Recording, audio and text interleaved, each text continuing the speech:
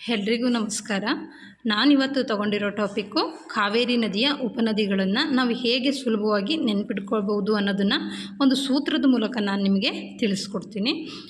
ಈ ಕಾವೇರಿ ನದಿಯನ್ನು ದಕ್ಷಿಣ ಗಂಗೆ ಅಂತ ಹೇಳಿ ಕರಿತೀವಿ, ಮತ್ತು ಕರ್ನಾಟಕದ ನದಿ ಅಂತಲೂ ಕೂಡ ನಾವು ಕರಿತೀವಿ.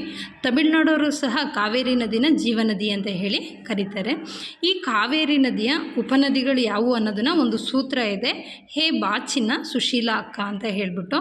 ಅಂದರೆ ಹೇ ಅಂದರೆ ಹೇಮಾವತಿ ನದಿ, ಬಾ ಅಂದರೆ ಭವಾನಿ ನದಿ, ಚಿ ಅಂದರೆ ಚಿನಾರ್ ನದಿ, ಸು ಅಂದರೆ ಸ್ವರ್ಣವತಿ, ಶಿ ಅಂದರೆ ಶಿಂಷಾ ನದಿ, ಲಾ ಅಂದರೆ ಲಕ್ಷ್ಮಣ ತೀರ್ಥ, ಆ ಅಂದರೆ ಅರ್ಕಾವತಿ ಮತ್ತು ಅಮರಾವತಿ ನದಿ, ಕ ಅಂದರೆ ಕಬಿನಿ ನದಿ, ಹ ಅಂದರೆ ಹಾರಂಗಿ, ಮತ್ತು ಇನ್ನೊಂದು ನೋಯಲ್ ಅಂತ ಹೇಳಿಬಿಟ್ಟು. ಈ ನೋಯಲ್ ನದಿನೂ ಕೂಡ ಇಂಪಾರ್ಟೆಂಟು.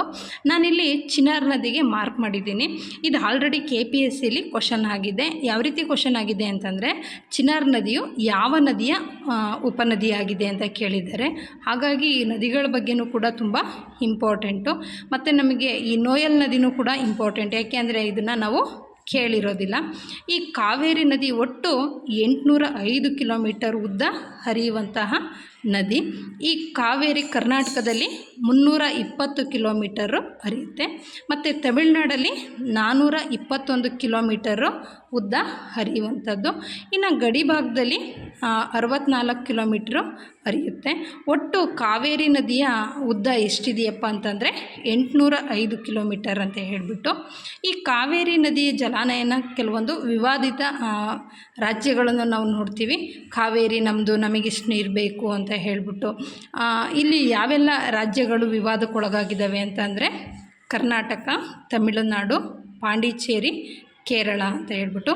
ಈ 4 ರಾಜ್ಯಗಳು ಸಹ ಕಾವೇರಿ ಜಲಾನಯನ ವಿವಾದದಲ್ಲಿ ಇರುವಂತಹ ರಾಜ್ಯಗಳಾಗಿದ್ದಾವೆ. ನಾನು ಇವತ್ತು ಈ ಕಾವೇರಿ ನದಿಯ ಉಪನದಿ ಬಗ್ಗೆ ಯಾಕೆ ತಗೊಂಡೆ ಅಂತಂದರೆ, ಇಲ್ಲಿ ಕ್ವಶನ್ ಆಗಿದೆ. ಜೊತೆಗೆ ಬೇರೆ ನದಿಗಳಲ್ಲೂ ಕೂಡ ಉಪನದಿಗಳು ತುಂಬ ಇಂಪಾರ್ಟೆಂಟ್ ಆಗಿರುತ್ತೆ. ನಾವು ಮೇನ್ ನದಿಗಳನ್ನು ಅಷ್ಟೇ ಓದ್ಕೊಂಡು ಹೋಗಿರ್ತೀವಿ, ಆದರೆ ಇಲ್ಲಿ ಉಪನದಿಯ ಬಗ್ಗೆನೂ ಕ್ವಶನ್ನು ತೆಗೆಯುವಂತಹ ಚಾನ್ಸಸ್ ಇರುತ್ತೆ ಅಂತ ಹೇಳಿಬಿಟ್ಟು. ಹಾಗಾಗಿ ನಾನಿವತ್ತು ಈ ಕಾವೇರಿ ನದಿಯ ಉಪನದಿಯ ಬಗ್ಗೆ ತಗೊಂಡಿದ್ದೀನಿ. Thank you.